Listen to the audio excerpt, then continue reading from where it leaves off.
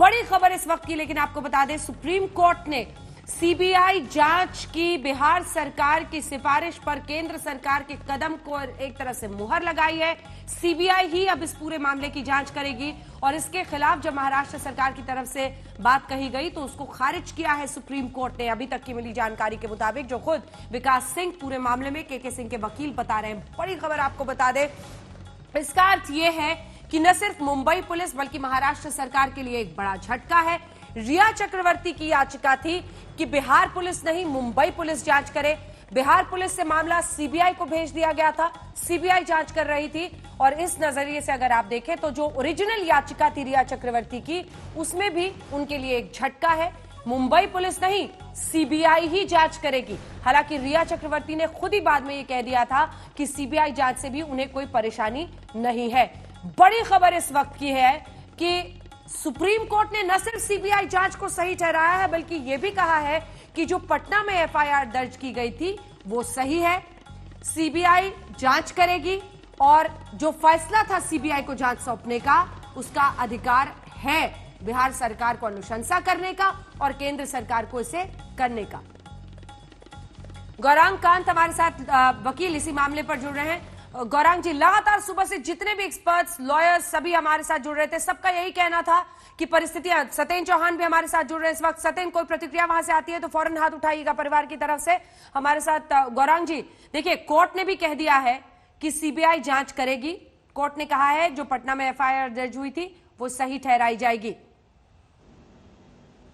जी अंजना जी, इसमें सीबीआई के लिए एक बहुत पॉजिटिव ये है कि उनको स्टेट गवर्नमेंट से, अंजना जी आप मेरी आवाज सुन सकती हैं? बिल्कुल बिल्कुल, बात पूरी कीजिए जल्दी। हाँ, सीबीआई को स्टेट गवर्नमेंट से कोई परमिशन लेने की जरूरत नहीं पड़ेगी क्योंकि सुप्रीम कोर्ट का जब डायरेक्शन हो जाता है इन्वेस्टिगेशन के लिए तो स्टेट गवर्नमेंट का इसमें कोई भी परमिशन की आवश्यकता नहीं आएगी। तो ये बहुत बड़ा फैसला सीबीआई के लिए है और सीबीआई को इससे बहुत ही फायदा होगा इन्वेस्टिगेशन करने में कि, और इसीलिए महाराष्ट्र सरकार कह रही है कि वो इसको अपील करना चाहती है और रिव्यू पिटीशन फाइल करना चाहती है क्योंकि इससे क्लियर नजर आता है कि महाराष्ट्र सरकार इस चीज को नहीं चाहती है कि सीबीआई इन्वेस्टिगेशन करे।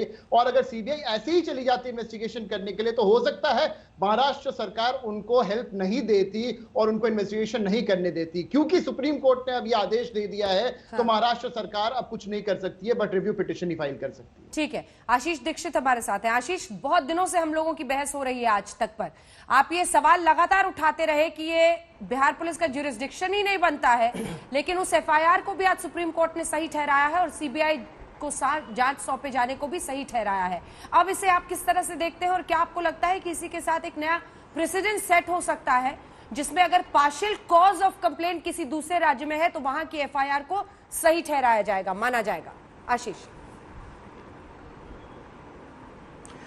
देखिए, जो मेरे को समझ आया है अभी तक विकास सिंह की बातों से भी कि सुप्रीम कोर्ट ने अपनी खुद की इनहेरेंट पावर्स को एक्सरसाइज करते हुए ये मामला सीबीआई को हैंडओवर किया है।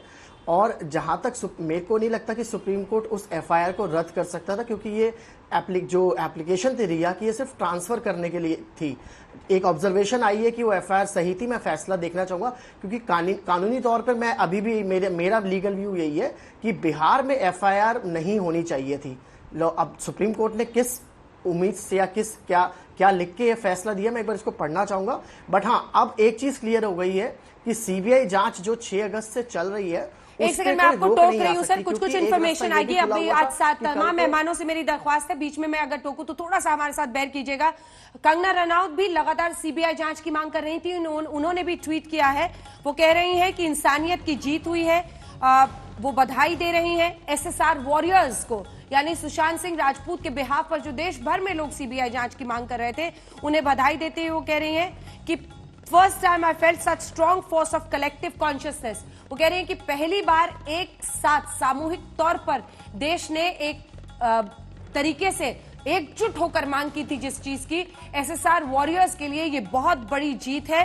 वो ताली बजा के सीबीआई टेक्स ओवर हैशटैग डाल रही है। तो चाहे वो श्वेता कीर्ति हो जो कि बहन थी, सुशांत सिंह राजपूत की बहन है, या फिर कंगना रनौत जैसे स्टार्स जिन्होंने लगातार मांग की थी कि सीबीआई जांच हो, वो सब मान रहे हैं कि ये एक बहुत बड़ी जीत है, इंसाफ की तरफ बढ़ता हुआ पहला कदम है। मिस्टर दीक्षित, जल्दी से संक्षिप्त में अपनी बात पूरी कीजिए। जी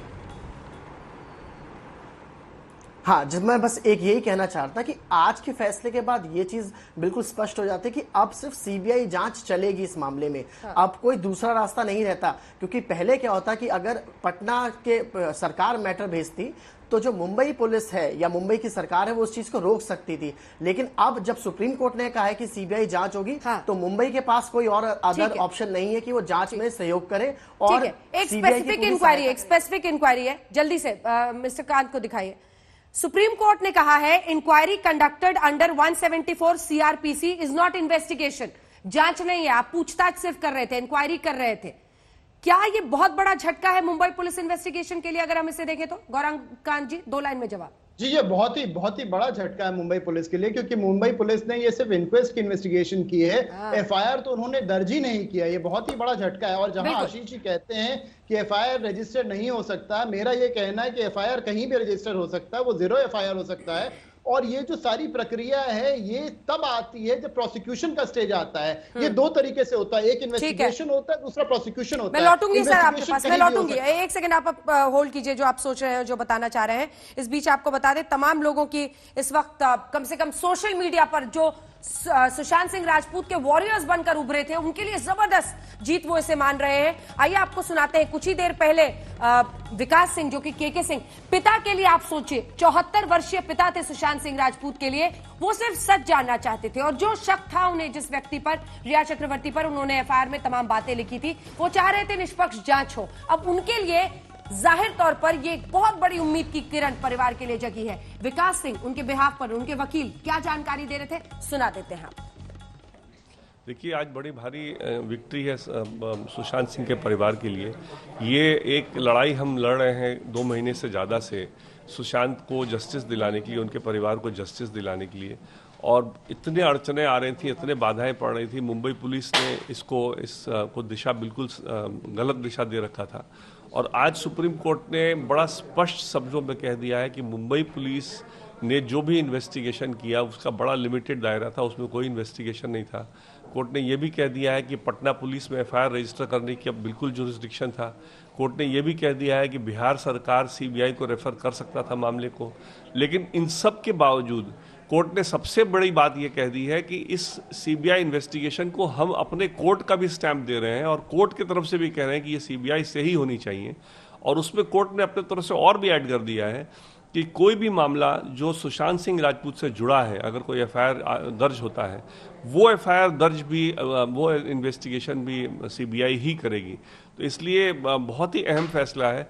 महाराष्ट्र सरकार ने कहा कि हमको वो राइट रिटेन करने दीजिए जिसमें कि हम इस सीबीआई के रेफरेंस को, बिहार सरकार द्वारा सीबीआई के रेफरेंस को हम चैलेंज कर सकें। कोर्ट ने कहा कि बिल्कुल हम वो पावर नहीं देंगे, बिल्कुल आपको वो राइट नहीं देंगे, क्योंकि हमने जब कोर्ट का पावर इस्तेमाल कर लिया है और कह दिया है कि ये इन्वेस्टिगेशन सीबीआई द्वारा ही होनी चाहिए, तो महाराष्ट्र सरकार को चैलेंज करने का कोई अधिकार इसमें नहीं बनता है।